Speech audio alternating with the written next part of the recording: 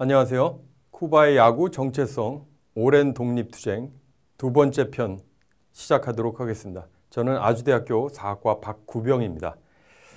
이 두 번째 시간에는 오랜 독립투쟁의 두 번째 요소 또는 두 번째 계기라 할까요? 거기에 이제 집중하도록 하겠습니다. 1902년 이래 이건 쿠바인들이 쓰는 표현인데요. 신식민지적 공화국 시기에 그 미국과의 어떤 긴장 관계가 형성이 되는데 바로 그 긴장 관계가 형성되는 분위기 속에서 쿠바의 정체성이라고 하는 것이 또 다시 견고해지는 두 번째 국면을 맞이하게 됩니다. 주로 이제 그 말씀을 드리도록 하겠고요. 그 다음 쿠바 할 때 떠오르는 혁명의 나라라는 이미지인데요. 1950년대 쿠바 혁명을 제 나름대로는 두 번째 독립투쟁 또는 두 번째 탈식민 운동으로 인식하고자 합니다. 첫 번째 편하고도 연결이 되는 건데요. 1898년에 에스파니아에게 전쟁을 통해 승리를 거둔 미국이 에스파니아의 식민지였던 쿠바를 독립시키지만 사실상 그 이후에 쿠바는 미국의 궤도 안으로 빨려 들어가게 됩니다. 그래서 1898년부터 1902년까지 미국이 직접 통치하는 미군정 시대가 펼쳐지고요. 그 뒤 1902년부터 1959년 쿠바 혁명이 성공하기 전까지 쿠바인들이 흔히 신식민지적 공화국 시대 이렇게 부르는 국면이 유지됩니다. 자, 20세기 초에도 역시 이제 미국의 기업의 영향이라든가 하는 것은 19세기 말에도 공식적으로는 에스파냐의 식민지였지만 미국과의 교류를 할까 이것이 크게 이제 제약을 받지 않는 상황이었고요. 이제는 더 본격적으로 미국의 영향력이 거의 직수입되는 상황이라고 볼 수 있죠. 바로 20세기 초의 쿠바 야구는 또 미국의 이런 사탕수수, 재당 회사들의 팽창하고 아주 밀접한 관련이 있습니다. 19세기 말에는 바로 이런 미국의 영향력 또는 미국으로부터의 야구 도입이라고 하는 것을 에스파니아와 구분되는 쿠바인만의 정체성으로 활용하는 일종의 매체로 활용했다 말씀드렸는데요. 자, 이때는 사실 미국이 직접 쿠바에 영향을 미치면서 긴장 관계가 이제 형성이 되는 것이죠. 그리고 미국의 니그로 리그와 또 쿠바 야구가 어떤 관계를 서로 이제 주고받았는지 말씀도 드렸고요. 그래서 쿠바 리그의 특징이 사실 제구력 중심의 투구라든가 치고 달리기 작전이라든가 생각보다 호쾌한 타격, 빠른 강속구 투수를 떠올릴 수도 있는데 대체로 쿠바 야구의 특징 그러면 제구력 중심의 투구라든가 작전 야구에 더 초점이 맞춰집니다. 매우 흥미로운 포인트라고 할 수 있습니다. 자, 그래서 쿠바 야구와 독자적인 정체성이라고 하는 것은요. 특히 20세기에 들어와서 더 강화된다. 이렇게 이제 말씀드릴 수 있습니다. 쿠바 야구만의 특징. 그것이 미국의 니그로 리그하고 이제 관련된 특징이기도 하고요. 그래서 일반적으로 미국 야구 그랬을 때 메이저 리그에서 야구하는 방식하고는 뭔가 구분되는 쿠바만의 야구 스타일도 등장할 뿐만 아니라 특히 미국이 강력한 영향력을 발휘하는 시기에 바로 이제 그것에 맞서는 말하자면 쿠바의 또 쿠바인들의 저항, 긴장이 이제 굉장히 강화되는 시기와 관련된 이야기입니다. 보통 이제 1910년대 중반까지 이런 이제 쿠바의 표현이 있는데요. 리가 나시오날, 이 리가는 리그의 에스파냐어입니다. 리가 나시오날, 그러니까 내셔널 리그죠. 영어식으로는. 이건 뭘 의미하느냐? 미국인들이 없는 야구 리그를 얘기합니다. 즉 쿠바인들만의 리그라는 의미고요. 대신 리가 헤네랄, 제네럴하다, 미국까지 다 포함하는 리그를 이야기합니다. 자, 그래서 이게 어떻게 되는 거냐? 쿠바에서 펼쳐지는 리그, 프로 리그는 기본적으로 미국의 선수들도 참여할 수 있습니다. 특히 이제 니그로 리그의 선수들이라든가 그런 사람들이 쿠바 날씨가 따뜻하지 않습니까? 그래서 쿠바 야구 시즌 그럼 보통 11월부터 그 다음에 4월까지 이제 되는 일종의 윈터 리그 개념인데요. 와서 자기 실력을 발휘하거나 또 한 단계 향상시키는 데 이제 도움을 받기도 하고요. 또 사실 쿠바만이 아니라 그 인근한 멕시코라든가 또 더 남쪽의 베네수엘라까지 이런 어떤 윈터리그, 또 오늘날에는 도미니카 공화국까지도 그런 윈터리그의 어떤 활동이라 할까요? 활동 무대가 굉장히 넓어졌는데요. 바로 이제 19세기 말 20세기 초 이제 윈터리그의 뭐 본고장이라 할까요? 바로 이제 쿠바라는 것이죠. 특히 미국이 이 쿠바에 대한 영향력을 강화하고 나서는 바로 이제 쿠바에 실제로 많은 팀들이 오기도 하고요. 와서 시범 경기를 펼친다든가 이런 일들이 벌어집니다. 그래서 1910년대에 미국의 굉장히 유명한 야구 선수인 타이 콥 혹시 들어보셨을 텐데요. 또 홈런 왕이었던 베이브 루스 같은 경우는 1910년대 말에서 1920년대 초까지 대단한 활약을 펼치는 인물들인데요. 이 야구 선수들이 쿠바에 방문해서 시범 경기를 펼치기도 하고요. 또 스프링 캠프지로 활용을 하기도 합니다. 그때 이제 등장한 말이 리가 나시오날, 리가 헤네랄인데 리가 나시오날은 미국인이 없는 야구 리그를 의미합니다. 그래서 1910년대, 1920년대 이런 시범 경기라든가 뭐 스프링 캠프의 뭐 여러 연습 경기 등등을 통해서 미국과 쿠바 팀들 간의 경기를 할 뭐 그 횟수라든가 이게 점점 이제 늘어나면서 경쟁 관계가 더 치열해집니다. 자, 이때 그 다음에 플랜시오 바티스타가 중심이 된 뭐 그 시기, 특히 이제 바티스타가 일종의 민족주의적인 정서가 굉장히 강력했을 때 1940년대라든가 이때에 바로 미국과의 대조와 대립이라고 하는 게 쿠바 정체성의 또 다른 국면에 굉장히 중요한 요소로 작용합니다. 쿠바의 국민의식과 정체성은 바로 1930년대, 또 길게 보면 1910년대부터 또 짧게 보면 1930년대, 40년대 미국과의 대조나 대립을 통해서 또 한 차례 강화됐다고 그렇게 말씀드릴 수 있습니다. 야구 역시 이제는 쿠바의 국민적인 긍지, 이제 미국인들과 맞서 싸울 수 있는 굉장히 중요한 영역이고 미국인들과 대등하게 뭐 활동을 하거나 미국인을 또 능가하기도 하는, 그래서 쿠바인들에게 대단한 이제 국민적인 긍지를 주는 그러한 영역이 되었다는 것입니다. 여기서 이제 미국과 쿠바의 관계를 바라보는 두 가지 틀을 잠깐 말씀드리겠습니다. 그러니까 한국인들에게 특히 쿠바 하면은 쿠바 혁명의 이미지가 워낙 크고요. 그다음 1959년부터 원래 제가 볼 때는 쿠바 혁명의 성격을 그렇게만 규정하면 안 되지만 대체로 1961년 정도 되면 미국과의 관계 회복이 굉장히 어려워지면서 냉전의 대립 속에서 불가피하게 소련하고 가까워지는 쿠바가 그런 상황이 펼쳐집니다. 그래서 쿠바의 혁명을 우리가 흔히 사회주의 혁명이다. 또 그렇기 때문에 당연히 미국에 반대하는 혁명이고 또 소련하고 굉장히 가까워지는 움직임이 펼쳐진다. 이렇게 이제 이해하는데요.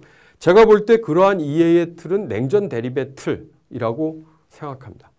자, 저는 쿠바와 미국 관계는 좀 더 넓은 역사적 맥락 속에서 살펴볼 필요가 있다. 그걸 이제 강조하려고 하는 거고요. 그래서 미국과 카리브해 지역의 관계사가 굉장히 중요합니다.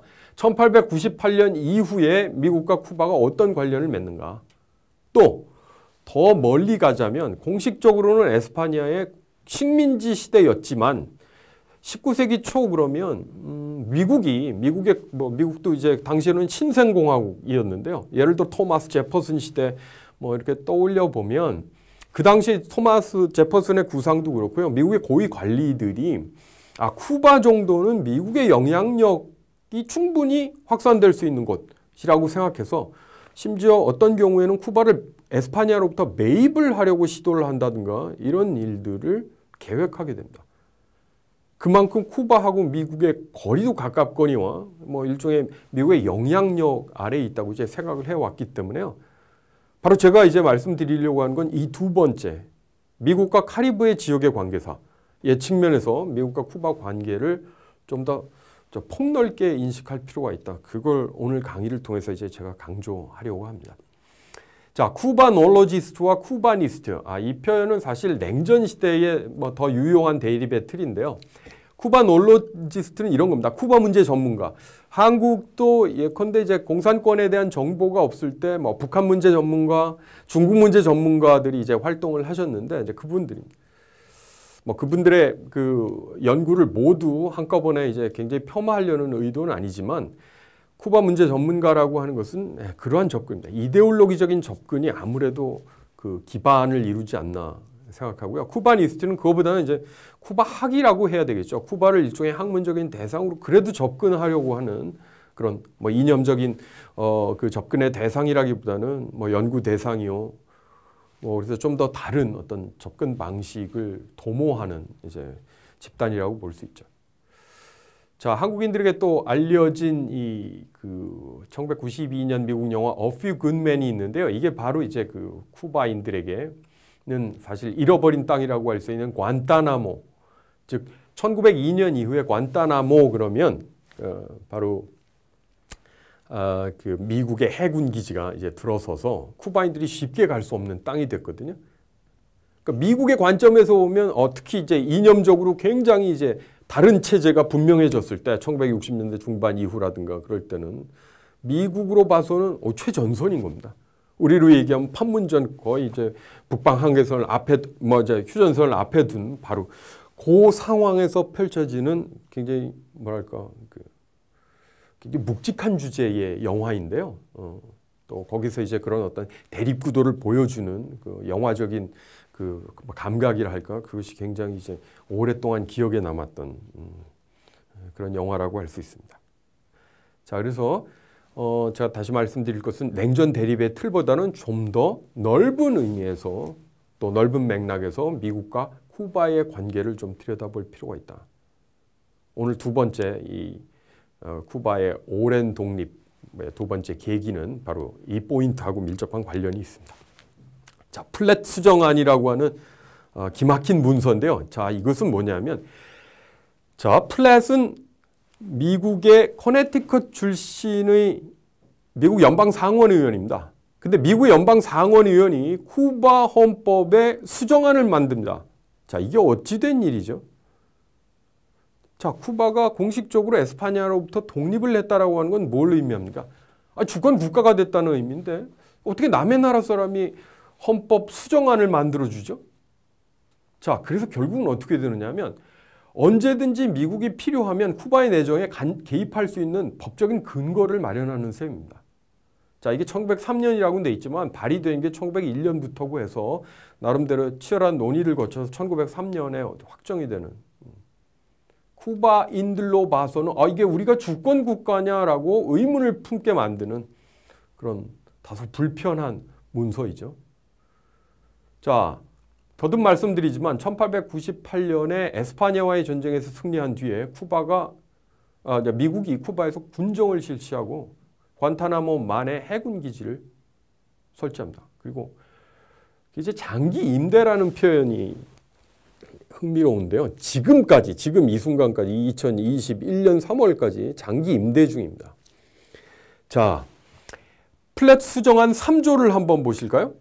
자, 가리는데 제가 한번 이렇게 피해 보겠습니다. 쿠바 정부는 쿠바의 독립을 보존하고 개인의 생명, 재산, 자유를 보호하기에 적합한 정부를 유지하고자 미국이 개입권을 행사할 수 있다는 데 동의한다고 되어 있습니다. 쿠바 정부는 미국이 개입권을 행사하는 데 동의해야 한다는 얘기죠.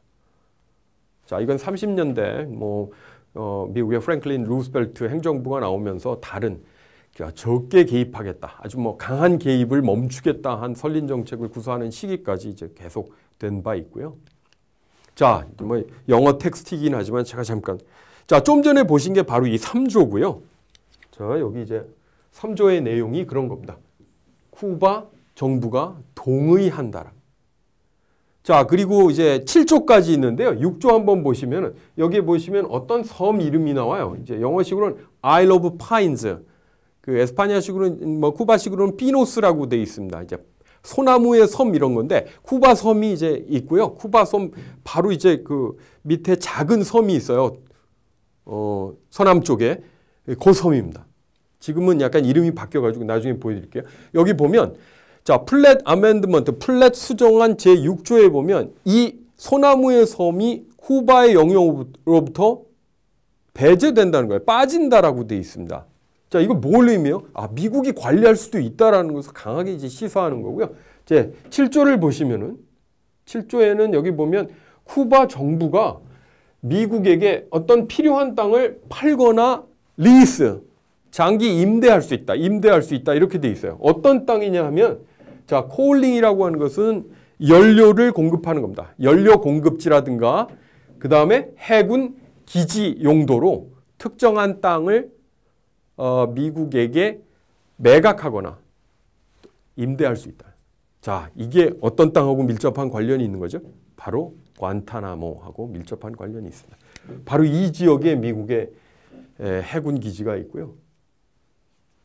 자, 마르티의 노래가 기억나시나요? 관타나모. 관타나모의 그 여인, 과히라 관타나, 뭐 여기 이제 과히라라고 되어 있는데 이게 이제 농사 짓는 여인, 시골의 여인입니다.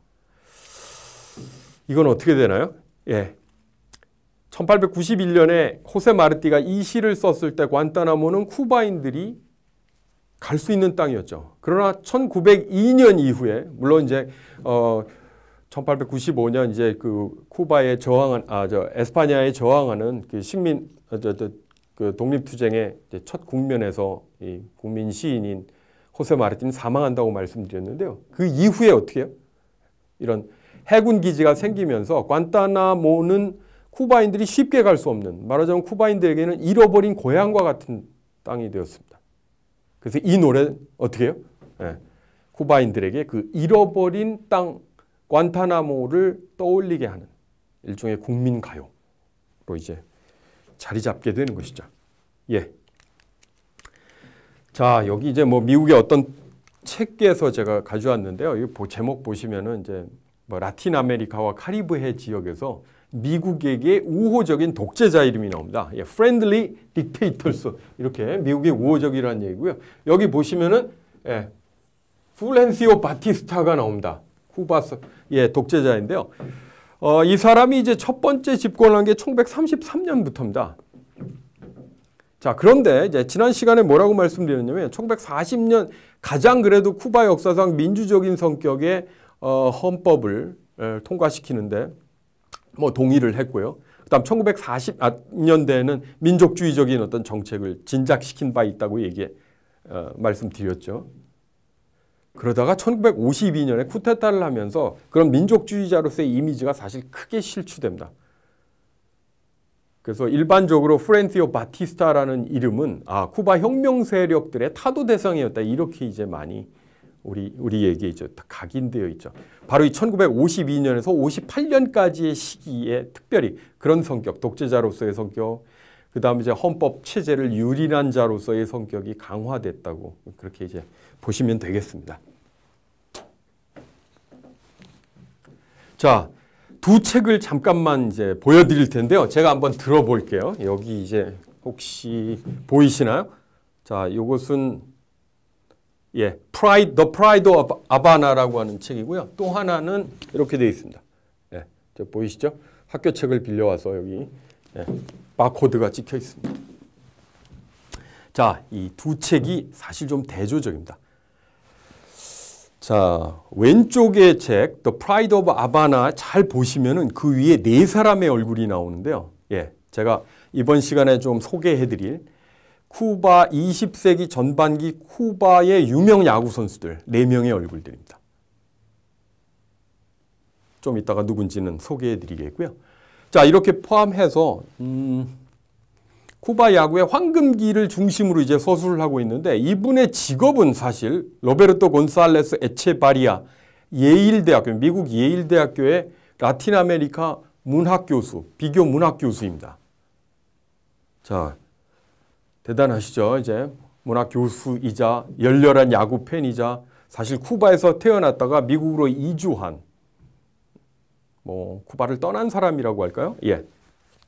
물론 어린 시절이긴 하지만 그래서 이분 나름대로의 어떤 이념적인 색채, 정치적인 색채가 있습니다. 특히 1959년 이후 지금까지 지속되는 쿠바 체제에 대해서 상당히 비판적인 구석이 있고요. 더더군다나 쿠바의 야구 그러면 혁명체제가 등장해서 1961년 이후에 펼쳐진 아마추어 단계보다는 그 이전이 황금기였다라고 보십니다. 그래서 1947년에 아바나의 사자와 그 알멘다레스의 그 전갈팀 간의 이제 멋진 경기라든가 그거에 대한 어떤 향수 노스텔지아를 굉장히 강하게 보여주고 있는데요. 거기에 비해서 이 피터 뷰크만이라는 분은 미국의 작가이자 역사가입니다. 이분의 경우는 사뭇 다릅니다. 예를 들어 쿠바 야구 선수들의 실력이 그게 1940년대에 더 메이저리그 선수 수준에 범접했다고 보기 힘들다라는 견해를 밝힙니다. 오히려 거의 2006년이 이제 마지막인데요. 2006년 그러면 혹시 야구 좋아하시는 분들은 첫 번째 WBC, 자 월드 베이스볼 클래식이 이제 시작됐던 해입니다. 그 해에 쿠바가 일본에 이어서 2위를 하게 되는데요. 예. 네노라 하는 미국의 이제 메이저리그 선수들이라든가 그 뒤에 이제 여러 도미니카 선수들에 맞서서 결코 밀리지 않는 실력을 보여준 바 있습니다. 자, 이 두 책을 소개해 드렸고요. 대조적인 책이라는 거 제가 말씀을 드렸습니다. 자, 어니스트 해밍웨이 유명한 이제 미국의 작가이죠. 이분이 쓴 노인과 바다 1952년 작품인데요. 여기 이런 대목이 나옵니다. 누가 가장 뛰어난 감독인가요? 루케인가요? 아니면 마이크 곤살레스인가요? 자, 내가 보기에는 둘 다 최고다. 이런 노인의 대답이 이어지고요.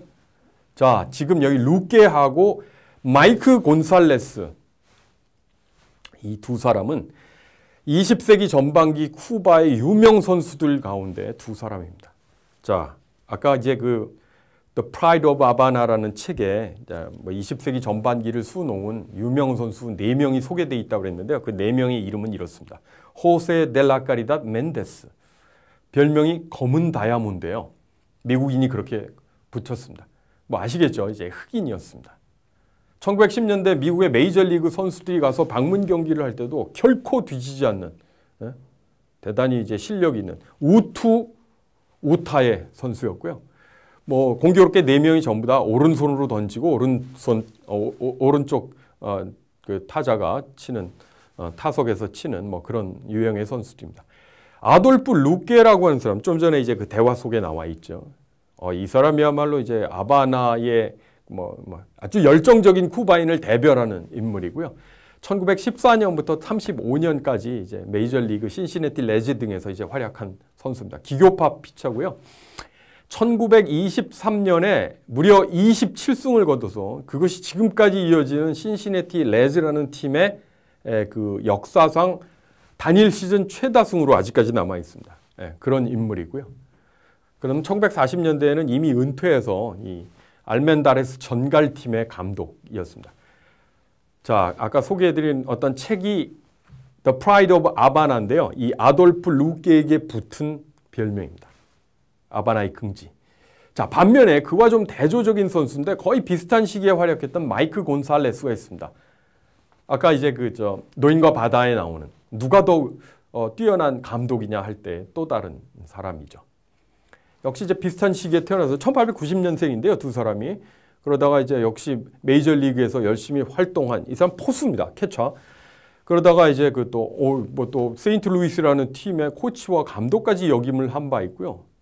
이분은 차분한 성격의 루케하고는 사뭇 이제 다른 성격 유형의 인물로 소개되고 있습니다. 쿠바에서도 나중에 야구팀까지 운영을 하고요. 쿠바에서 혁명 이후에도 이렇게 활동한 인물입니다.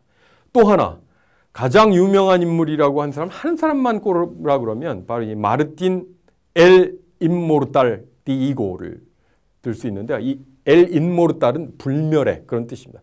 그야말로 불멸의 야구 선수라는 거죠. 미국 니그로 리그에서 활약했는데요. 이분은 1950년대 쿠바 야구 명예의 전당뿐만 아니라 베네수엘라, 멕시코에서도 활약했기 때문에 그 각 국가 야구 명예의 전당에 헌액된 바 있고요. 또 더 중요하게는 1977년에 미국 프로야구 명예의 전당, 미국의 뉴욕주 쿠퍼스타운이라고 있는데요. 거기 1977년에 거기에도 이제 헌액된 인물입니다. 메이저리그에서 전혀 활동하지 않은 사람인데요. 이런 미국 니그로 리그와의 관계 때문에 그렇게 거기 그 지위까지 이제 올랐고요. 1971년까지 이제 쿠바에 체류하면서 쿠바 혁명 이후에는 체육부 장관까지 역임한 그런 인물입니다. 네 사람 워낙 유명한 인물이라 소개해 드렸습니다. 자, 이제 뭐 두 사람의 얼굴만 보여드리겠습니다. 아돌프 루케가 왼쪽에 있는 사람이고요.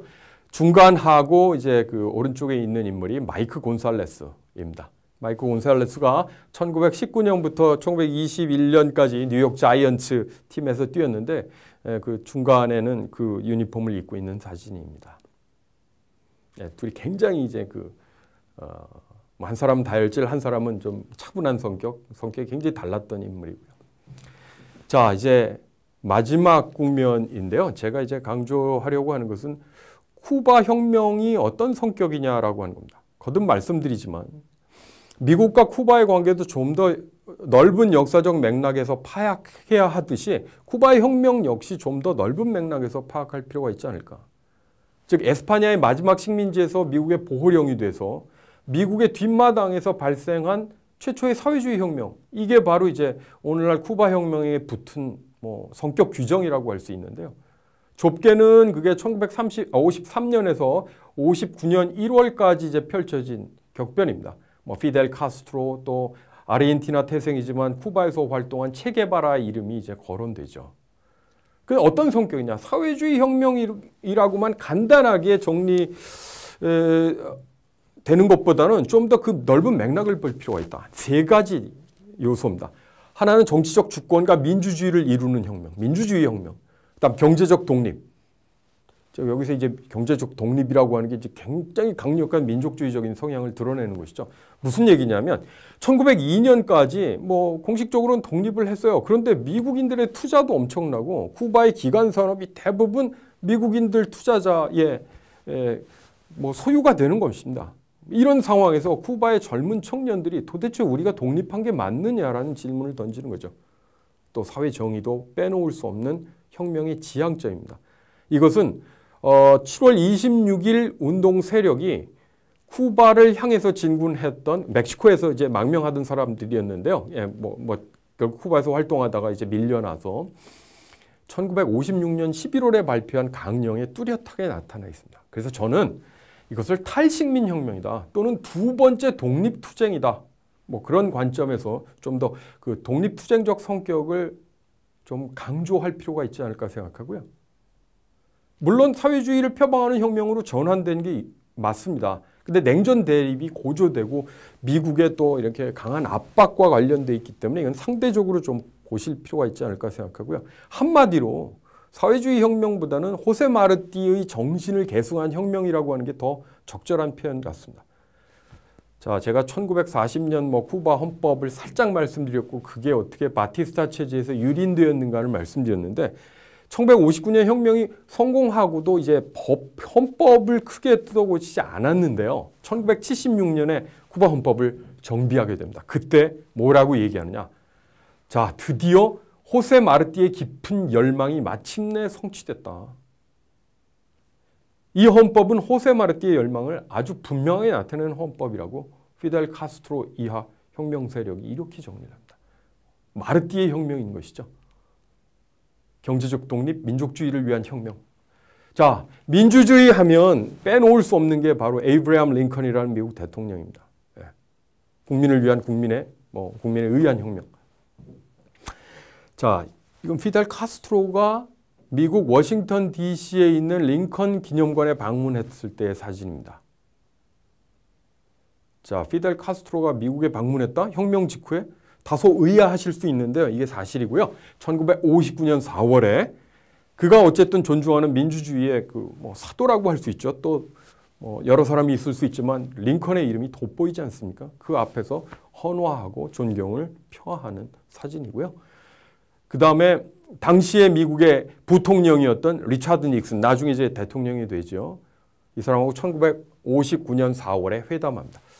참고로 말씀드리면 피델 카스트로의 당시의 나이는 33살인데요. 물론 이 화면 보시면 33살보다 훨씬 노련하게 보이죠. 굉장히 젊은 나이였습니다.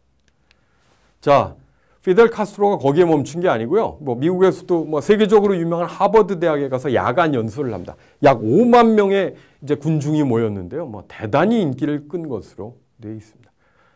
또한 피델 카스트로뿐만 아니라 굉장히 지저분한 털보들인데요. 예, 군복을 입고 또 이제 저기 사진을 찍고 있죠. 예, 링컨 또 기념관. 저 왼쪽 사람, 오른쪽 사진에 왼쪽 뭐 두 사람이 있는데 그 중에 이제 왼쪽 사람이 바로 까밀로 시엔푸에고스라고 쿠바 혁명의 삼두마차가 될 뻔한 인물입니다. 왜 이렇게 말씀드리냐면 쿠바 혁명 그러면 피델 카스트로 체게바라를 떠올리시는데요. 세 번째 삼각골의 한 점이 저 까밀로 시엔푸에고스가 뭐 됐을 것입니다. 다만 그는 1961년에 비행기 사고로 사망했기 때문에 그의 어떤 그 뭐 활약이 그 뒤로 이어지지 못했죠. 자, 쿠바 혁명가들도 이 야구라고 하는 어떤 매개에 대해서 무시할 수 없었고 그들도 야구를 좋아하던 사람이었어요. 그래서 저렇게 바르부도스, 이게 비럴드라고 해서 턱수염이 있는 사람들, 제가 털보들이라고 이제 번역을 했는데요. 저런 야구팀을 만들어서 피델 카스트로의 모습 보이시죠? 그 다음에 그 옆에 있는 사람이 바로 까밀로 시엔푸에고스입니다. 자, 왼쪽 아래 사진 보시면은 까밀로 시엔푸에고스가 맨 왼쪽에 있는 걸 보실 수 있고요. 그 다음 오른쪽 아래 사진은 저 까밀로 시엔푸에고스가 사망을 한 이후에 오늘날에 쿠바 수도인 아바나의 뭐 신시가지 가시면은 혁명 광장이 있거든요. 거기에 있는 정보통신부 건물 외벽에 붙어 있는 까밀로 시엔푸에고스의 철골 구조물입니다. 저기 뭐라고 써 있냐면 마스비엔 피델 이렇게 돼 있어요. 피델 잘하고 있어 정도이죠. 자기는 빨리 이제 사망을 했지만 이제 혁명 쿠바와 함께한다는 그런 의미로 읽힐 수 있습니다. 자, 쿠바 혁명에 대해서 그 미국의 지도자인 이제 뭐 존 F 케네디라든가 마틴 루터 킹도 사실 쿠바 혁명 세력을 이해하는 또 충분히 거기 공감을 표현하는 표현들을 남긴 바 있습니다. 예, 저게 대다수 쿠바인들의 지지를 얻었으니까 그 자리까지 올랐다라든가 플란시오 바티스타가 너무 많은 사람들을 살해했다 이렇게 이제 얘기하고 있는 거고요. 자, 제가 또 그러니까 우리에게 지금까지 강하게 남아있는 쿠바 혁명의 성격, 사회주의적 혁명이라고 하는 것은 바로 이런 냉전의 틀 속에서 보면 뭐 그렇게 정리될 가능성이 높은 거죠. 근데 사실 냉전이라고 하는 게 특히 아메리카 대륙에서 보더라도 이게 물론 전 세계적인 차원에서도 1947년부터 그런 냉전의 대립이 굉장히 강화됐는데요. 아메리카에서만 보더라도 이렇습니다.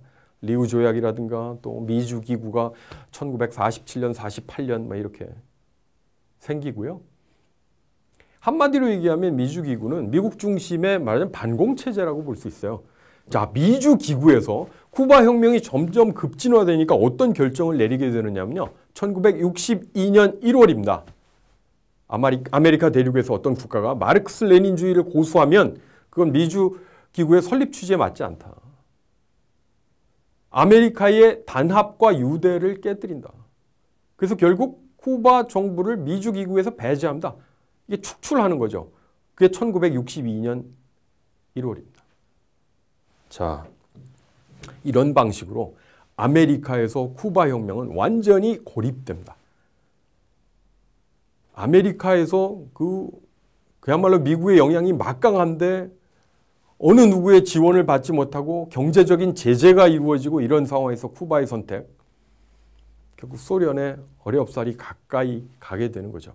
그러니까 우리가 기억하는 쿠바 혁명의 성격은 바로 그 부분하고 밀접한 관련이 있는데 제가 여기서 다시 강조드리는 것은 그 앞부분까지 좀 더 넓은 역사적 맥락을 확인해야 한다.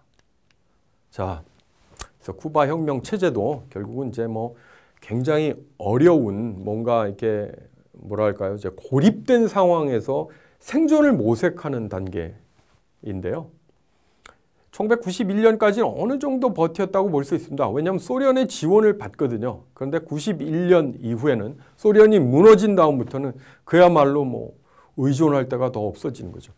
저 중간쯤 보시면 국제적인 연대를 위해서 저렇게 얘기하는 제2, 제3, 아니 수많은 베트남을 원한다. 쿠바는 혁명을 수출해야 한다. 미국은 제국주의 국가이기 때문에 그거에 맞서 싸우는 전 세계 인민들에게 지원을 해줘야 된다. 이렇게 얘기하는. 뭐 체게바라의 영향력이 굉장히 많이 돋보이는 대목인데요. 굉장히 이제 호기 있는 태도이죠.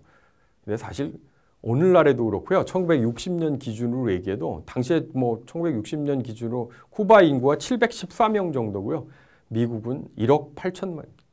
거의 한 25, 6배 정도 차이가 나고요. 더더군다나 아메리카에서 고립이 됐죠.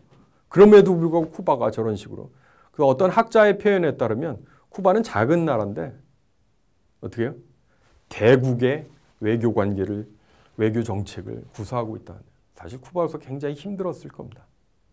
그 민주주의를 위한 혁명도 사실은 보시면 혁명 조국 피델이라고 하는 이 삼각형이 워낙 강해져서 권력의 집중으로 이제 흘러갔죠. 이제 불가피하게 보이지만 사실 뭐 아쉬운 대목이라고 아니할 수 없겠습니다. 1990년대, 92년 이후에는 이제 소련의 그 어떤 의지할 때가 완전히 사라지니까요. 참고로 말씀드리면 쿠바의 에너지 자급률 0%라고 보시면 되고요. 그러니까 에너지 자급이 이루어지지 않는다라고 하는 건 정말 엄청난 어려움이 계속된다는 거고요. 그래서 이제 90년대는 저런 식의 구호가 유행합니다. 포위된 광장에서 분열은 또 이견은 배신이다. 자, 그래서 이제 뭐 다양한 의견 이런 것을 굉장히 탄압하는 정치적인 집중화가 더 이루어지고요. 결국 피델 카스트로는 건강이 악화돼서 2006년에 이제 퇴진을 하고 나중에 2016년에 이제 사망하죠. 라울 카스트로도 최근에 2018년에 이제 그 권좌에서 이제 서서히 이제 내려오고 있는 상태입니다. 자, 어렵사리 버티다가 한마디로 쿠바의 고난의 행군 시절이었는데요. 그래도 미국의 오바마 대통령 시기에 2014년 12월인데요. 관계 정상화에 돌입합니다. 1961년 1월에 완전히 중단되었던 양국 간의 관계가 다시 거의 60여 년 만인가요? 이렇게 뭐 한 3년 만에 다시 이제 재개가 되고요. 버락 오바마 미국 대통령이 2016년 3월에 미국에 방문합니다. 이제 마지막 부분입니다. 사실 버락 오바마 대통령이 방문하기 전에 미국의 이 지미 카터 전 대통령이 2002년 5월에 쿠바에 방문해서요.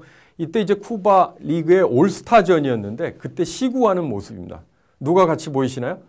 피델 카스트로, 당시에 이제 뭐 최고 지도자이죠. 아직은 이제 권좌에 있을 때입니다. 그 뒤에 병약해져 있는데요. 지미 카터 대통령, 아직까지 이제 생존해 계신 미국의 전 대통령이죠. 이분이 일종의 이제 평화 특사의 역할을 하게 되시는 거고요. 자, 아까 말씀드렸던 버락 오바마 대통령의 2016년 방문입니다.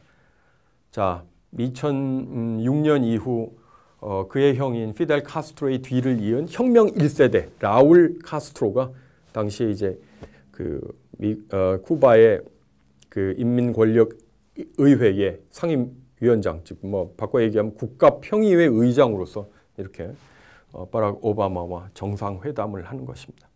뭐 이미 이제 외교 관계를 재개한 지는 1년여가 넘은 시점이었고요. 자, 마지막으로 이 버락 오바마 대통령이 방문을 해서 어디를 갔나요? 예, 야구장에 갔습니다. 자, 2002년에도 지미 카터 대통령이 야구장에 방문을 했듯이 자, 버락 오바마 대통령도 쿠바에 방문해서 야구장에 들렀습니다. 처음에 이제 그 위에 있는 두 사진이 야구장 방문을 이제 보여주는 거고요. 그죠? 대통령 가족들 보이시죠? 그다음 밑에는 아바나의 그 혁명 광장에서 누구를 향해 헌화하는 버락 오바마와 미국 행정부 관리들 모습을 보고 계십니다. 자, 뒤에는 체게바라가 보이는데요. 그 앞이 어디냐면 쿠바 아바나의 혁명 광장이고 그 앞에 호세 마르티의 기념관이 있습니다. 다시 말씀드린다면 오늘날 쿠바에서 가장 많은 동상 그러면 체게바라도 아니고요. 당연히 카스트로는 아닙니다. 카스트로는 사망하면서 자기 이름을 비긴 동상이라든가 뭐 거리를 만들지 말라고 신신당부한 측면이 있고요. 자, 저 굉장히 큰 호세 마르티의 그 동상이 있고 한 그 기념관에 헌화를 하는 거죠. 자, 생각보다 이제 제가 원래 기획했던 것보다 시간이 많이 늘어졌는데요. 이렇게 해가지고 이제 그 쿠바의 오랜 독립투쟁의 두 번째 국면이랄까요? 에 관한 내용, 그리고 중간중간에 이 야구라는 어떤 매개가 어떤 영향을 미치는지 살펴본 강의를 마무리하도록 하겠습니다. 이게 이제 에스파냐에게 저항을 하던 시점부터 그 다음에 미국에게 사실상 미국의 궤도 속에 있어서 그 흔히 신식민지적 공화국에 있는 그런 상황에 이르기까지 야구는 쿠바인들의 어떤 국민적인 긍지를 강조하는 하나의 매개가 됐고요. 사실 우리가 잘 모르는 게 그 피터 뷰크만 씨가 강조했듯이 1961년 이후에 쿠바 야구인데요. 여전히 이런 어떤 경색 국면 속에서도 뭔가 대화를 이어갈 때에 야구라고 하는 것이 하나의 매개가 된 바 있고요. 저 마지막으로 보듯이 미국의 대통령과 쿠바 제1의 또 정치 지도자가 야구장에서 저렇게 좀 더 가벼운 모습으로 이야기를 나누는 모습. 그리고 사실 첫 번째 그 위쪽에 있는 그 사진 가운데 이제 왼쪽 위 사진이요. 그 중에 있는 맨 오른쪽에 푸른색 모자를 쓰고 있는 인물이 이제 보이실 겁니다. 저 인물은 저로부터 2년 뒤에, 그러니까 2018년 4월에 이 라울 카스트로로부터 국가평의회 의장직을 넘겨받은 미겔 디아스 카넬 베르무데스라고 하는 새로운 세대의 쿠바 지도자입니다. 거기 이제 파란색 모자를 썼는데요. 가운데 C자, 이제 쿠바의 국가대표팀이랄까요? 그걸 상징하는 모자를 쓰고 있네요. 새로운 세대의 등장에도 또한 이런 야구가 일정한 역할을 했다고 볼 수 있습니다. 저의 강의는 이렇게 두 번에 걸친 강의는 이렇게 이제 마감하도록 하겠습니다. 지금까지 들어주셔서 감사합니다. 고맙습니다.